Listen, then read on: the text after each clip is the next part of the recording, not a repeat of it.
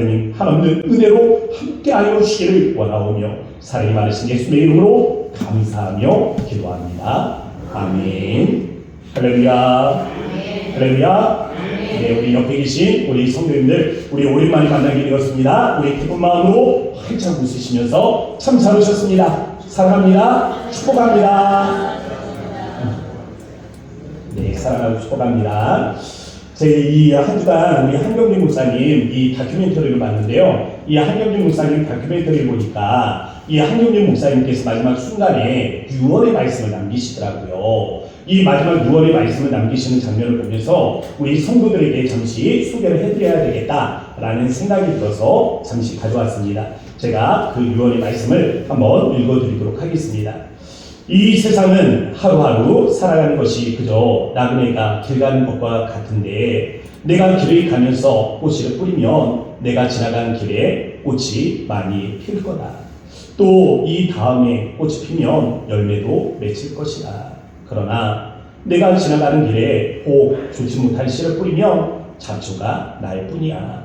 내가 특별히 부탁하는 것은 그저 인생길에 가면서 전도할 수 있으면 전도하고 사랑을 베풀 수 있으면 사랑을 베풀고 도울 수 있으면 돕고 좋은 사업을 할 수 있는 기회를 놓치지 말고 좋은 사업도 하고 그저 누구에게나 어디서든지 선한 씨를 심고 많이 뿌리도록 오늘 우리가 많이 뿌리면 다음 세대가 많이 거둘 것이 아닌가 혹 한 세기 후에 거둘 것이 아니겠는가 그뿐인가 하늘에서도 거두고 그러니까 이 세상 살아갈 때 좋은 씨를 많이 뿌리라.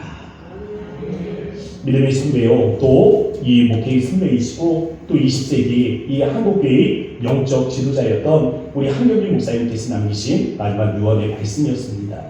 여러분은 이 땅에 살아가시면서 여러분들의 자녀에게, 여러분들의 형제에게 그리고 여러분들과 함께하는 우리 성도들에게 마지막 말을 남기신다면 어떤 말을 남기시겠습니까? 저는 오늘 말씀을 듣는 가운데 여러분들에게도 유언의 말씀들이 함께할 수 있었으면 좋겠습니다. 내 자녀에게는 이런 말을 마지막으로 남기고 가고 싶다. 내 믿음의 이 동역자들에게 함께 믿음 생활한 성도들에게 마지막 이 유언의 말은 이것을 남기고 가고 싶다라는 그러한 마음이 오늘 여러분들에게도 함께할 수 있었으면 좋겠습니다. 오늘 본문의 말씀에 보면 여호수아가 등장을 하는데요. 이 여호수아 마지막 아닙니까? 23장, 이제 24장을 마지막으로 끝을 맺게 되는데 여호수아도 이제 인생의 말년을 바라보면서 유언과 같은 메시지를 담고 있습니다. 23장에 보면 그 시작에 여호수아가 나이 많아 늙었다라는 표현이 등장하고 있습니다. 여호수아가 나이가 든 거예요. 나이가 많아서 늙게 된 것입니다. 이제 그 스스로가 유언의 말을 남길 때가 된 것을 직감하게 된 거죠. 더불어서 여호수아 스스로도 이야기합니다. 나는 온 세상이 가는 길로 가려니와. 온 세상이 가는 길이 어디입니까? 온 세상이 가는 길, 운명적으로 맞이할 수밖에 없는 죽음에 대해서 이야기하는 겁니다. 모든 사람들이 죽을 수밖에 없잖아요. 그 죽음의 길, 온 세상이 가는 그 길로 나도 간다 라고 표현을 하면서 이 운명적 죽음 앞에 마지막 유언의 말을 남기고 있는 것입니다. 여호수아가 남기는 유언의 핵심은요, 순종입니다. 순종. 한경준 목사님은 좋은 시를 강조했죠. 이 여호수아는 순종의 삶을 강조하고 있습니다. 저는 오늘 본문의 말씀을 통해서 순종의 삶에 대해서 말씀을 나누려고 하는 거예요. 순종의 삶이 어떻게 우리에게 복된지, 어떻게 우리는 순종의 삶을 살아갈 수 있는지, 이 순종의 삶을 살기 위해서는 어떻게 우리가 행해야 하는지 이 말씀을 통해서 우리가 함께 도전을 나누고 싶습니다. 첫 번째는요, 순종의 삶을 살기 위한 전제 조건입니다. 이 전제 조건은 하나님의 역사를 기억하는 거예요. 우리가 순종의 삶을 살기 위해서 먼저 하나님이 우리를 위해서, 나를 위해서 어떻게 일하셨는가, 어떻게 역사를 하셨는가, 바로 이 부분에 대한 기억들을 가지고 있어야 됩니다. 하나님의 은혜에 대한 기억이에요. 말씀에 대한 순종은 용기입니다. 그냥 순종해야지 해서 순종해지는 게 아니에요. 말씀을 순종하려고 하면 수많은 이 유혹의 순간들이 다가옵니다. 말씀을 순종하려고 하면 많은 시험의 순간들이 다가와요. 그러한 때 우리가 순종의 길을 선택하는 것은 믿음의 용기입니다. 그럼 어떻게 우리가 이런 믿음의 용기를 가질 수 있는 것입니까? 하나님이 내 인생의 주와 일하고 계신다라는, 하나님이 내 인생의 주와 역사하고 있다라는 이 믿음이 있어야 우리가 용기를 낼 수 있는 겁니다. 여호수아는요 3절 말씀에서 그래서 이스라엘에게 하나님이 우리를 통하여 행하신 일이 무엇인가, 하나님의 역사에 대해서 먼저 말하고 있거든요. 3절 말씀을 함께 읽어보도록 하겠습니다. 다 같이 읽겠습니다. 시작. 너희의 하나님 여호와께서 너희를 위하여 이 모든 나라에 행하신 일 너희가 다 보았거니와 너희의 하나님 여호와 그는 너희를 위하여 싸우신 이시니라. 아멘. 23장 1절 말씀에 보면 그 시작이 이렇게 됩니다. 여호와께서 주위의 모든 원수들로부터 이스라엘을 쉬게 하신 지 오랜 후에. 이 지금 상황이 어떤 거냐면요, 이 지금 이스라엘이 가나안으로 들어왔습니다. 그리고 가나안에 정복 전쟁이 있었어요. 이 정복 전쟁들을 마치고 일단락시키고 이제 땅을 분배하여 나눈 시점입니다. 땅을 분배해서 각 지파가 점령한 지역에 들어가는 거예요. 그리고 그 지역에서 정착을 하기 시작하는 겁니다. 농사도 짓고 열매들도 거두고 하는 이 평화의 시대가 이미 오래되었다는 것이죠. 이 정착기가 시작되었다는 것입니다. 여호수아는 이때 지나온 수많은 정복의 이 전쟁 역사들을 기억하면서 그 사실들을 회고하면서 모든 전쟁이 하나님의 역사하신 가운데 승리한 것이다 라는 이 사실들을 다시 한번 되돌려보고 있는 것입니다. 그러면서 4절 말씀에서 이렇게 말하고 있습니다. 4절도 함께 읽어볼까요? 다 같이 시작. 보라, 내가 요단에서부터 해지는 조 대까지의 남아있는 나라들과 이미 멸한 모든 나라를 내가 너희를 위하여 제게 뽑아 너희의 지파에게 기업이 되게 하였느니라. 아멘. 여호수아는요 지금 이스라엘 백성들에게 이야기를 하는 거예요. 요단강 그리고 그 서쪽으로 있는 이 팔레스타인 지역을 하나님께서 우리가 요단강을 건너면서부터 점령하게 하셨다. 이 땅을 다 점령하게 하시고 하나님께서 저희를 뽑아 나누게 하셨는데, 여기에 보면 주체가 등장하죠. 주체가 누굽니까? 4절 말씀에 보면 주체가 누구예요? 나입니다. 나. 바로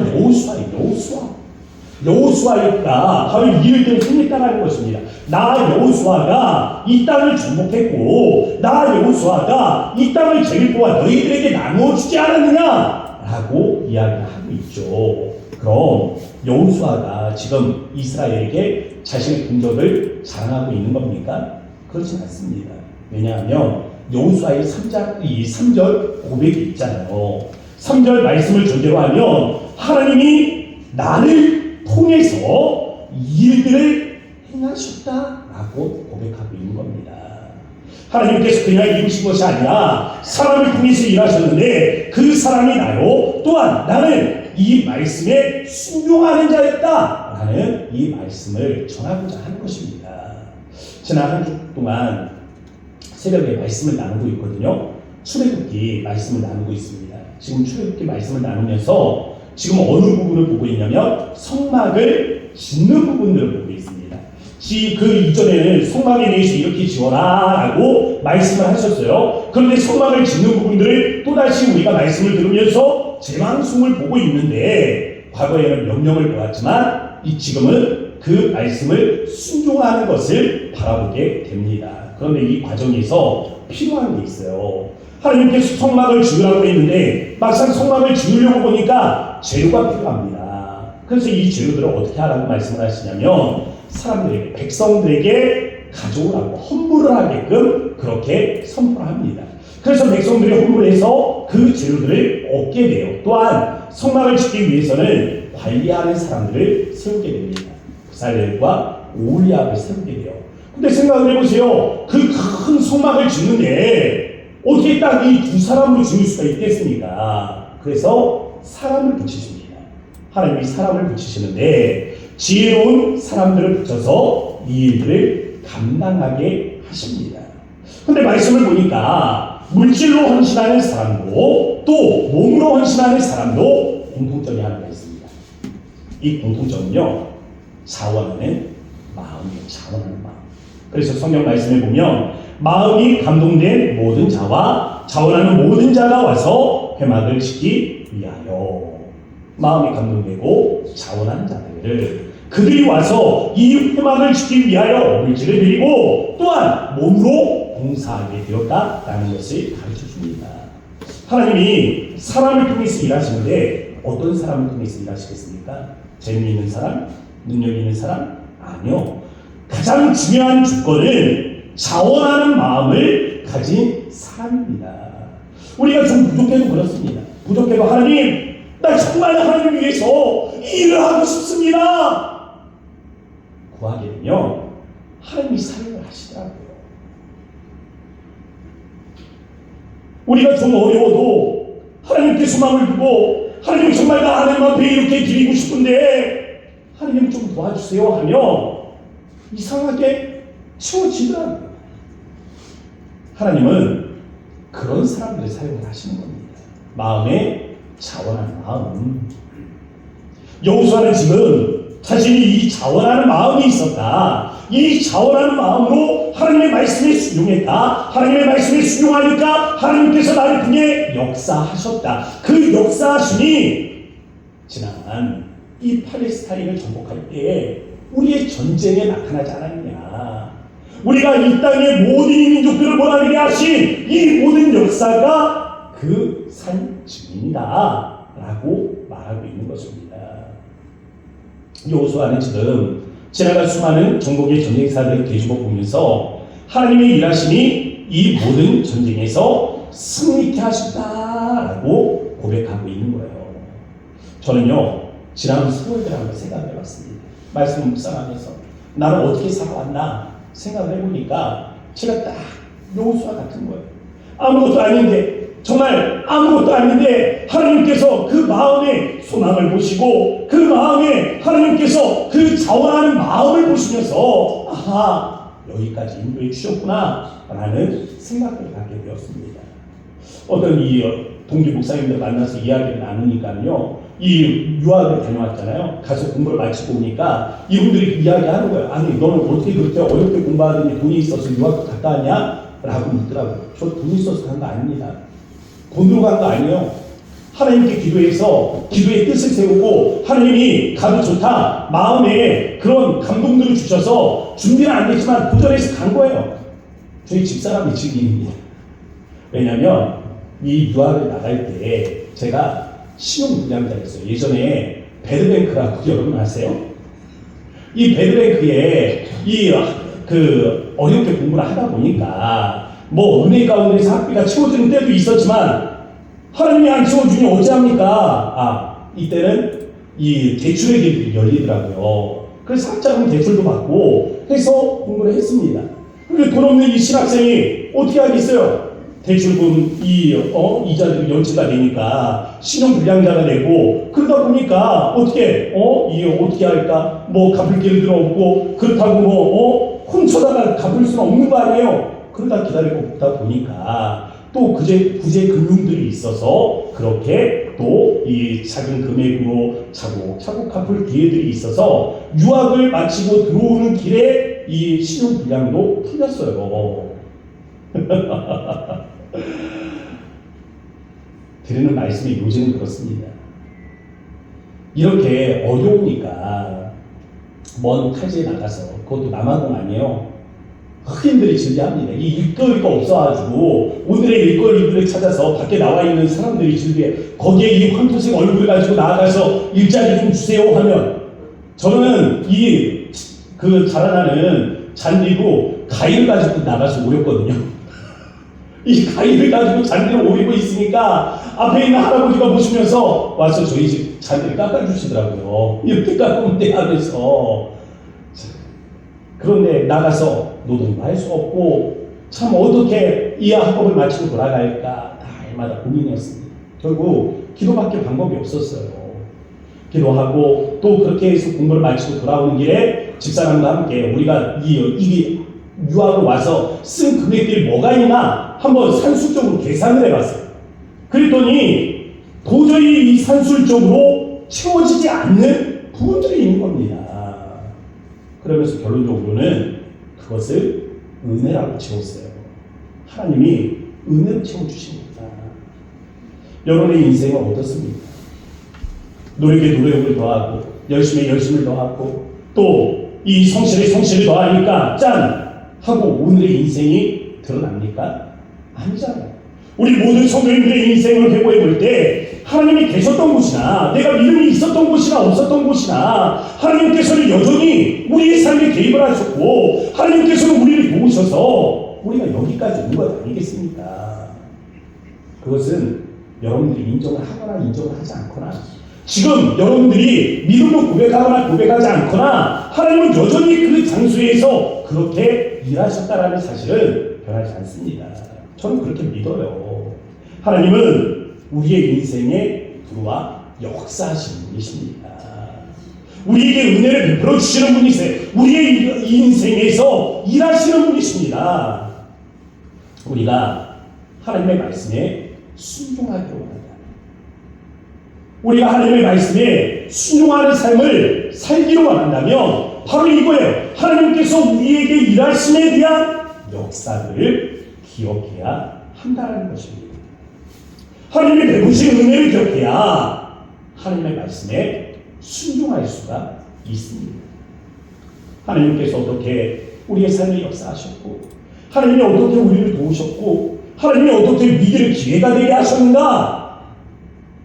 지난날의 은혜를 기억해야 순종할 수 있다라는 것입니다. 자, 두 번째, 복된 삶. 이 복된 삶이 어떤 삶입니까? 순종하는 삶인데 거기에 물음표를 쳤잖아요. 순종하는 삶이 어떤 것인가에 관해서 말씀을 드리려고 하는 것입니다. 과거 모세는 떠나가고 여호수아가 새로운 리더십을 받게 되었습니다. 여호수아가 리더십을 받게 되었을 때 한번 생각해 보세요. 이스라엘 백성들을 데리고 요단강을 건너야 합니다. 요단강을 건너는 순간 그 앞에 뭐가 있어요? 여리고성이 있어요. 여리고성은 도저히 난공불락의 성입니다. 넘을 수가 없어요. 넘을 수가 없습니다. 칠 수가 없어요. 강한 군사들이 있고 성벽은 높고 도저히 이길 수 없는 성이죠. 게다가 여호수아를 한번 생각해 보세요. 과거 12명의 정탐꾼들을 가나안 땅에 보내지 않았습니까? 그 중에 하나예요. 이스라엘 백성들이 지금 이 땅에 왔을 때 정탐꾼들을 보내지 않습니다. 요단강 저쪽에서 정탐꾼을 보내지 않아요. 다시 말하면 가나안의 내부 속사정을 아는 사람이 아무도 없다라는 거예요. 여호수아하고 갈렙만 알고 있는 겁니다. 근데 여호수아의 두려움이 얼마나 크겠어요. 백성들은 모르니까 그냥 우리가 믿음으로 할 수 있다 외칠 수 있겠지만 그 안에 사정을 알고 있으면 두려움이 있을 수 있죠. 여호수아는 어쩌면은 두려웠을 거예요. 아니, 두려웠습니다. 왜? 과거에는 12명의 정탐꾼들만 보냈어도 이스라엘 백성들이 그들의 이야기를 듣고 모세와 아론을 죽이려고 하지 않았습니까? 그 난동이 또 일어날 수 있는 거잖아요. 그래서 무서웠습니다. 그런 여호수아에게 하나님께서 주셨던 말씀이 오늘 본문 말씀에 등장을 합니다. 23장 6절 말씀을 먼저 읽어보겠습니다. 23장 6절 우리 다 같이 읽겠습니다. 시작. 그러므로 너희는 크게 힘써 모세의 율법책에 기록된 것을 다 지켜 행하라. 그것을 떠나 오르나 좌로나 치우치지 말라. 아멘. 이 말씀이 여호수아서 1장 7절에 그대로 기록되어 있거든요. 다시 한번 읽어보겠습니다. 1장 7절 다 같이 시작. 오직 강하고 극히 담대하여 나의 종 모세가 내게 명령한 그 율법을 다 지켜 행하고 오르나 좌로나 치우치지 말라. 그리하면 어디로 가든지 형통하리니. 아멘. 보면요, 이 여호수아서 1장 말씀에서는 하나님이 여호수아에게 이야기를 하는 겁니다. 너 두려워하지 말아라. 마음을 강하게 하라. 나 너 무서워하는 게 뭔지 알고 있다. 그런데 그 무서워하는 것 때문에 지금 주저하지 말고 마음을 강하게 해. 담대하게 해. 이 담대한 마음으로 나아가되 오직 모세가 너희에게 가르쳐준 율법의 말씀에서 우러나 좌우러나 치우치지 마라. 순종하며 살아라. 그리하면 어디로 가든지 내가 순종할 것이다. 하나님이 가르쳐 주셨는데, 하나님이 이 말씀을 가르쳐 주셨는데 여호수아는 이 말씀이 답이라고 생각을 한 거예요. 하나님이 말씀을 주셨고 자기가 그 말씀에 순종해서 이 말씀에 순종하는 삶을 살아보니까 인생의 말년에 되돌아봤을 때, 아하, 하나님이 승리케 하는 삶을 주셨구나. 수많은 위기들이 있었지만 하나님이 나를 도우셨구나. 하나님이 대신 싸우셨구나. 하나님이 대신 싸우심으로 말미암아 내가 승리했구나. 이 마음에 확신을 갖게 된 겁니다. 과거 모세는요, 여호수아에게 이야기하면서 그랬습니다. 너희가 5이 100을 치게 될 것이다. 너희가 100이 1만의 군대를 상대하게 될 것이다. 일단 100에 대해서 이야기를 하는 거죠. 오늘 본문에서 여호수아는요, 오늘 너희가 한 사람이 1000을 치는 사람이 되게 하겠다. 일단 1000명을 상대하는 용사가 되게 하겠다 라고 말씀을 합니다. 그 비결은 무엇입니까? 하나님이 우리를 대신해서 싸우시는 거예요. 하나님이 우리를 대신해서 싸우면 이 놀라운 일들이 일어나게 된다는 것입니다. 이것이 우리의 삶의 복입니다. 놀라운 일들이 여러분의 삶에 일어날 수 있다고요. 지금까지 살아온 인생 그대로 그대로 멈춰있는 것이 아니라 하나님이 오늘 여러분들을 위해서 싸우시면 여러분 인생이 역전을 이룰 수가 있는 것입니다. 어떻게? 하나님이 대신 싸우시면. 하나님은 그런데 왜 대신 싸우시는 거예요? 우리가 하나님의 말씀에 순종하기 때문입니다. 여호수아는 1차 가나안 정복이 이처럼 하나님이 우리를 대신해서 싸우심으로 이 성과를 누렸던 것처럼 이 가나안의 족속들이 다 끝장난 거 아니거든요. 1차적으로 정복을 했어요. 정착을 합니다. 2차적으로는 또 싸워야 돼요. 산 위에 올라가 있는 백성들과 또 싸워서 2차 정복을 해야 됩니다. 이 전쟁이 남아있는데 이 전쟁에 누가 대신 싸워줘야 되는 거예요? 하나님이 대신 싸워줘야 됩니다. 그래야 이길 수 있어요. 하나님이 대신 싸워주시려면 너희가 순종하는 삶을 살아야 된다는 것입니다. 그렇다면 어떻게 사는 것이 순종하는 삶인가? 여호수아는요, 이스라엘 백성들에게 순종의 삶에 대해 좀 더 자세하게 설명을 해주고 있습니다. 첫 번째로 이민족들과 섞이지 말라는 거예요. 이게 무슨 뜻입니까? 오늘 이 현대를 살아가는 그리스도인들에게 세상과 타협하면서 살지 말아라 하는 말씀하고 같은 것입니다. 많은 사람들이 그대로 해가면 그것이 무엇이 됩니까? 힘이 됩니다. 근데 그것이 악한 길인지 선한 길인지를 우리가 구분해야 되잖아요. 우리가 지난 10편 1편의 말씀을 읽을 때 우리가 어떻게 했습니까? 사람들이 그리로 걸어간다고 우리가 무조건 쫓아가서는 안 되죠. 많은 사람들이 간다고 그것이 선한 길은 아니잖아요. 하나님의 말씀과 신앙의 양심에 비춰 보았을 때 그곳에 하나님의 뜻이 있으면 우리가 그 길을 걸어가야 되지 않겠습니까? 비록 사람들이 걸어가지 않은 길이 많지라도 우리가 길을 내어 걸어갈 수 있어야죠. 바로 이런 말씀을 주시는 겁니다. 더불어서 그들의 신을 부르지 말라고 말씀하셨어요. 이방인 신을 부르는 것이 무엇입니까? 그것은 만몬의 이름을 부르는 거 아니에요. 쉽게 말하면 뭐예요? 돈 하면서 살지 말아라 하는 말씀이죠. 하나님도 우리가 이 세상을 살아갈 때 우리에게 돈이 필요하다는 사실을 아십니다. 우리에게도 재정이 필요하죠. 그러나 돈에 의존한다는 것은 다른 말로 하면 하나님을 의지하지 않겠다는 말입니다. 돈에서 안정감을 누리는 사람들이 있죠. 돈이 좀 넉넉하게 있어서 이 저장된 돈으로 인해서 그래도 얼마나 버틸 수 있겠다 이 마음 때문에 마음의 안도감을 누리면서 이 생각하는 사람들, 모든 인간들의 공통점이기도 합니다. 저도 비록 목사지만 생각해보면 그래요. 돈이 많으면 마음이 편할 것 같습니다. 다 똑같죠 뭐. 그런데 그게 우상이고 교만입니다. 우상이 교만. 불에서 안정감을 찾는 사람들 생각을 해보세요. 그들 바벨탑을 쌓고 그 바벨탑 위에 올라가 안정감을 누리는 사람들하고 똑같은 겁니다. 홍수의 심판이 있었잖아요. 홍수의 심판이 있고 보니까 불안한 거예요. 또 하나님이 언제 우리를 벌하실 줄 모르는 겁니다. 바벨탑을 쌓자. 그러면 홍수가 나도 우리가 안전할 것 아닌가 생각을 하는 거죠.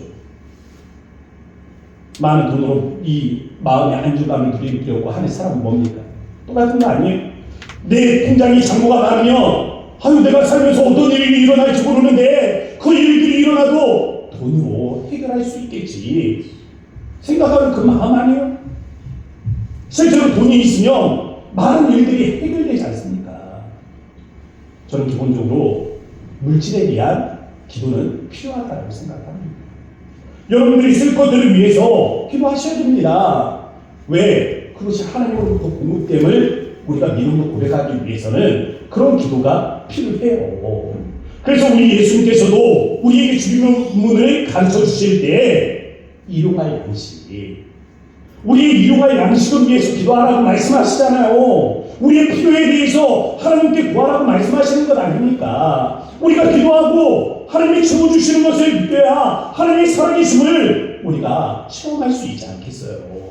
문제는 물질이 주는 탐심이 있습니다. 돈이 목적이 되는 사람들이요. 누가복음 12장에 보면 예수님께서 탐심을 버리도록 교훈을 하실 때에 이런 말씀을 하셨어요. 사람의 생명이 그 소유에 넉넉한 데 있지 않다. 이 말이 무슨 뜻인지 아세요? 모르니까 예수님께서도 비유로 가르쳐 주셨습니다. 한 부자에 관한 비유예요. 부자가 있는데 이 부자가 이 풍년이 들었습니다. 부자니까 안 그래도 부자인데 풍년이 들었으니까 더 큰 부자가 된 거죠. 그러면 더 큰 부자가 됐으니 뭐 해야 되겠습니까? 부자는 생각을 했어요. 창고를 헐어버리자. 창고를 헐어버리자. 이 곡식을 사람들에게 나눠주려고 하는 게 아니라 더 큰 창고를 짓기 위해서 지금 있는 창고를 헐어버리고 새로운 더 큰 창고를 짓자라고 생각을 한 겁니다. 부자인데 더 큰 부자가 되기를 원하는 거죠. 1년치 양식이 저장되어 있으니까 마음이 편안한 겁니다. 그러면서 생각을 하는 거죠. 아니 1년치를 저장만 해도 이렇게 마음이 편한데 10년치가 저장되어 있으면 얼마나 마음이 좋을까. 이런 마음이요. 통장에 1년치 쓸 것들이 이 저축이 되어 있으면 마음이 편안한데 10년치 쓸 게 저장되어 있다면 어떻겠어요? 돈이 없어서 몰라요? 아니 그게 가능하나요? 50년치라면 100년치라면 제가 저희 아들한테 아들 너 장가갈 때 집 사줘야 돼? 라고 물으니까 웃으면서 왜 사주려고? 어린애도 집 사준다니까 좋은 줄 알더라고요. 모든 사람들의 공통점 아닙니까? 근데 이 부자를 보니까 딱 우리 같다라는 생각이 드는 거예요. 우리가 이런 모습이구나. 오늘 주어진 넉넉함에 하나님의 뜻을 묵상하지 못하고 더 긍정, 더 많은 거, 평안이요, 많은 것을 내가 저장하는 것이 평안이요, 즐거움이요, 행복이로구나 생각하는 그 마음. 예수님 그 마음을 꼭 찍어서 이야기하시더라고요. 누가복음 12장 19절 말씀. 우리 같이 우리를 향한 예수님의 말씀인 줄 알고 한번 읽어보셨으면 좋겠습니다. 화면을 보고 함께 읽겠습니다. 시작. 또 내가 내 영혼에게 이르되 영혼아 여러 해 쓸 물건을 많이 쌓아두었으니 평안히 쉬고 먹고 마시고 즐거워하자. 나를 위해서 저축하고 또 모으는 그 탐욕스러운 사람에게 예수님께서 네 마음을 안다 하시면서 하는 말씀 아닙니까? 여러 해 쓸 물건들을 많이 쌓아두었으니 평안히 쉬고 먹고 마시고 즐거워하자. 그러던 어느 날 하나님이 그의 생명을 취하기 위해서 오십니다. 부자의 생명을 취하기 위해서 오십니다. 부자는 모든 것들을 놔두고 가야 돼요. 이 창고 어떻게 하시겠습니까? 자기를 위해서 만들어 놓은 좋은 옷은 어떻게 할까요? 여름에 쓸 것들을 저장해 둔 창고는 어떻게 하겠습니까? 말씀을 묵상하는데 딱 그 단어가 생각이 났다고요. 이런 표현을 좀 써서 죄송합니다. 죽 써서 해줬다. 완전히 그 말이에요. 그 말. 예수님이 이런 사람들을 가르쳐서 자기를 위하여 재물을 쌓아두고 하나님께 대하여 부요하지 못한 자다. 부자라고 말하는데 부자가 아니다. 순종의 삶은 그렇게 살지 말아라. 이건 이방인들을 부르짖는 사람들이 사는 방법이다 라고 이야기하는 겁니다. 그러면서 여호수아는 순종의 삶을 살기로 원하는 자들에게 8절 말씀으로 권면하고 있는 거예요. 8절 함께 읽어볼까요? 시작. 오직 너희의 하나님 여호와께 가까이 하기를 오늘까지 행한 것 같이 하라. 아멘. 여기에 보면 여호와를 어떻게 한다고요? 가까이 하기를. 가까이 하기를. 밑줄 권하는데 저기 밑줄 거져 있죠? 잘 안 보여서 그죠? 네, 가까이 하기를. 여기가 핵심이에요. 가까이 하다. 이 가까이 하다라는 이 단어가 히브리어로 다바크라는 단어입니다. 다바크. 이 다바크라는 단어인데 이 다바크가 쓰인 또 다른 곳이 중요해요. 어디냐면 창세기에 보면 남자가 있잖아요. 아담을 창조하셨잖아요. 아담을 창조하시고 그 다음에 여자를 창조하시죠. 이 여자를 창조하셨을 때 남자가 그의 아내와 합하여. 이 연합하는 이 합하여. 이 합하다라는 이 단어가 다바크입니다. 연합이 다바크예요. 부부관계는 이 신앙관계와 유형을 같이 하는 겁니다. 부부관계의 친밀함에서 하나님과의 신앙관계의 친밀함을 배울 수가 있습니다. 그러므로 하나님과의 영적 관계에서 가장 중요한 게 뭔 것 같아요? 부부관계에서는 뭐가 제일 중요합니까? 신뢰? 사랑이죠, 사랑. 사랑이죠. 당연히 사랑이 나올 줄 알았는데 갑자기 조용했어. 너무 당황스러워. 오늘 설교 중에 가장 당황스러운 순간입니다. 당연히 나올 줄 알았던 말. 11절 말씀 함께 읽어보도록 하겠습니다. 다 같이 읽겠습니다. 시작. 그러므로 스스로 조심하여 너희의 하나님 여호와를 사랑하라. 아멘. 부부관계에서 가장 중요한 게 사랑인 것처럼 하나님과의 이 언약 관계에서 가장 중요한 것은 사랑이에요. 사랑. 사랑하면 하나님께 관심을 갖게 됩니다. 하나님께 관심을 갖게 되면 하나님의 뜻이 보이고 사랑하면 하나님의 말씀에 순종할 수가 있습니다. 세 번째, 불순종에 대한 경고입니다. 복화 동원. 이거는요 제가 만들어 본 말이에요. 복화 동원. 복복자에 제어하자에 한 가지 목자의 근원 원자. 복과 화는 근원이 같다. 이 원래 한자어 중에 약식동원이라는 단어가 있더라고요. 약과 음식은 근원이 같다라는 뜻인데요. 그걸 한번 변형을 해봤습니다. 왜 우리가 먹는 것에도 그렇잖아요. 약이 되는 음식이 있지만 반대로 독이 되기도 하거든요. 예를 들면 소금이요. 소금은 우리 몸에 필수 이 무기질이에요. 그래서 이 소금 염분이 없어지면 심각한 부작용을 일으키게 됩니다. 그런데 반대로 이 소금이 너무 많이 들어오면 또 다른 부작용을 일으켜요. 소금은 우리의 몸을 건강하게도 하지만 또한 병들게도 한다는 거죠. 우리가 말씀에 순종할 때 복을 받는 것은 당연합니다. 그런데 아무나 순종하면 받을까요? 말씀에 순종하면 다 복 받습니까? 아니요. 다 받는 거 아니에요. 말씀에 순종한다고 다 복을 받는 게 아니라 말씀에 순종하면 복을 받는 사람이 있습니다. 누구냐면 하나님과 언약 관계에 있는 사람이에요. 하나님과의 관계가 중요한 겁니다. 앞에서 말씀드린 다박, 하나님과 연합한 사람, 하나님과 언약 관계로 묶여있는 사람, 하나님의 거룩한 백성, 바로 이런 자들이 하나님의 말씀에 순종하며 복을 받는다라는 겁니다.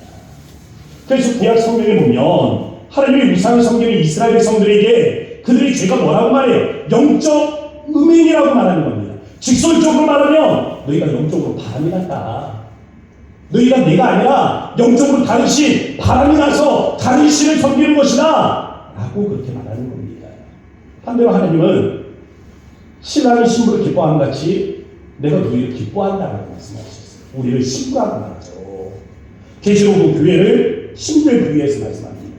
예수님은 마지막 종말의 때의 비유로 말씀하시면서 신랑을 기다리는 신부의 우리를 비유를 하시잖아요.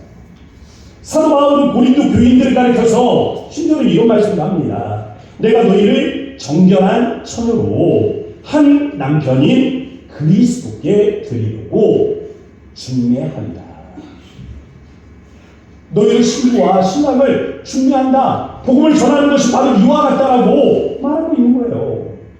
우리가 말씀에 순종함으로 복을 받는 것은 하나님과 우리 성도의 이 언약 관계에 신랑과 신부가 되는 이 언약 관계에 있는 거예요. 부부 관계에 있는 겁니다. 그런데 반대로 우리가 도리어 화를 당하는 이유가 뭐예요? 이 언약 관계 때문에 화를 당하는 겁니다. 한번 여러분들이 생각을 해보셨으면 좋겠습니다. 남녀가 사랑을 해요. 언제 부부가 됩니까? 보기를 드릴게요. 1번 영원히 함께하자라고 맹세할 때. 2번 이 결혼 예배를 마쳤을 때. 3번 동사무소에 가서 혼인신고를 마쳤을 때. 언제 부부 되는 거예요? 2번. 네. 또 없으세요? 네. 대부분 젊은이들한테 이걸 물어보면요 3번으로 생각합니다. 혼인신고요. 혼인신고. 근데 맞잖아요. 대한민국 헌법이 보장하는 부부관계는 혼인신고를 마쳐야 그렇게 되는 게 맞습니다. 그런데 신앙적으로 예배를 마쳤을 때요. 왜냐하면 그 요소 때문에 그렇습니다. 예배 요소. 결혼 예배의 요소 때문에 그런 거예요. 영화에 보면 부모가 반대하는 결혼을 하는 커플들이 있습니다. 그럼 목사나 이 신부님들이 주례를 써주는 경우들이 있잖아요. 그럴 때 보면 이 남자하고 여자하고 사랑해서 둘만 데리고 결코 결혼 예식을 하는 법이 없습니다. 필요한 게 있어요. 증인. 증인을 데려다 놓고 그 증인 앞에서 부부가 여자와 남자가 서로 언약을 하는 거죠. 나의 신부로 나의 신랑으로 맞이합니다라는 이 언약을 맺게 되는 겁니다. 이 언약을 맺게 되면 이 성직자는 성부와 성자와 성령의 이름으로 그 언약 관계가 체결이 되었음을 선포를 하는 거죠. 그럼 그 선포를 증인이 바라보면서 증인 앞에서 그 계약은 유효하게 되는 겁니다. 그래서 친정한 부분은 바로 여기 이 언약 관계를 통해서 이루어지게 되는 거예요. 이처럼 부부관계는요 언약을 통해서 맺어지는 것처럼 하나님과 우리의 영적인 관계, 이 영적인 관계는 언약을 통해서 이루어집니다. 하나님이 우리를 새 언약의 백성으로 부르셨기 때문에 우리 그리스도의 아름다운 신부가 된다는 겁니다. 최고의 신랑을 얻었으니 신부에게는 사랑이 빛나는 영광의 순간들이 함께 할 거예요. 그런데 생각을 해보세요. 찬란히 빛나는 영광의 시간이 신부에게 주어졌는데 이 신부가 음행해졌습니다. 영적으로 음행해집니다. 그러면 그 찬란히 빛난 영광의 시간은 어떻게 됩니까? 도리어 화가 되어서 돌아오게 되는 겁니다. 여호수아가 지금 경고하고 있는 게 다른 거예요. 순종의 삶을 살아서 복을 받을래? 여기서 끝나는 게 아닙니다. 순종의 삶을 살면 하나님이 그와 역사하심으로 복된 삶을 살아낼 수 있지만 우리에게 순종의 삶이 없으면 그곳으로 끝이 아니라 오히려 인생이 화가 된다. 너희가 이 아름다운 땅에서 오히려 멸망을 당하게 될 것이다 라고 말하는 것입니다. 사랑하는 성도 여러분 영적으로 순종하십니까? 하나님의 뜻을 따라 살아가고 계세요? 그리스도와 연합된 삶을 살아내려고 노력하고 계십니까? 결코 쉽지 않을 겁니다. 그 순간순간마다 알면서도 순종하지 못하는 많은 순간들이 있잖아요. 결국 쉽지 않아요. 쉽지 않기 때문에 복된 길이 바로 거기에 있는 겁니다. 복된 삶이 거기에 있는 거예요. 우리가 믿는다면 그동안에 하나님께서 우리의 인생의 누와 역사하심에 대해서 믿는다면, 그래서 우리의 인생의 누와 일하신 하나님께서 언제나 선하게 일하심을 우리가 믿는다면 그 믿음이 우리에게 순종의 삶을 살아내게 하는 힘이 될 것입니다. 우리 모든 고향동산교회 성도들이 이러한 믿음의 용기 가운데서 오늘도 순종의 삶을 살아 복된 삶을 이루어내기를 주의 이름으로 축복합니다. 함께 기도하도록 하겠습니다. 우리 이 시간에 기도할 때 여러분 지난 한 주간을 되돌아보면서 기도하셨으면 좋겠습니다. 어떤 삶을 사셨습니까? 우리 주님은 순종의 삶을 살아가고 끊임없이 우리에게 말씀을 분별하셨을 거예요. 그러나 끝끝내 우리가 다 이루지 못한 부분들이 있을 겁니다. 마음이 약해서, 상황에서 겁이 나서, 하나님 이대로 하다가는 하나님 나 망하는 거 아닙니까? 라는 그 두려움 때문에 세상과 타협하고 또 세상의 길로 나아가는 순간들이 있지 않습니까?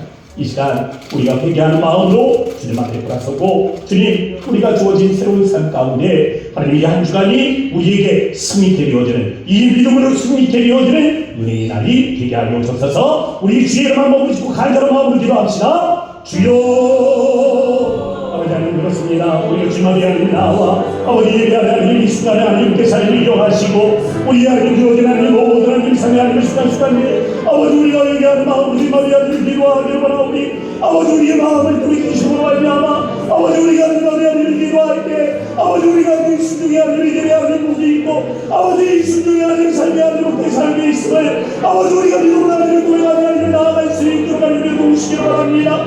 지난날의 하나님 성도를 생각해볼 때 아버지 우리가 말씀을 순종하지 못했던 아버지 그런 순간들이 있다면 아버지 우리가 하나님을 은혜하게 아버지 돌아서 하나님 우리들이 있게 하시고 이 말씀의 길에 아버지 은혜의 길에 아버지 우리가 하나님 순종의 길에 아버지 더 이상 하나님을 나아갈 수 있는 은혜 하나님 기쁨들이 우리 앞에 함께할 수 있도록 은혜 하나님 사랑을 더하여 주셔서 오늘 우리 하나님 예배 가운데 우리 하나님 사랑을 하시는 주님께 감사드립니다.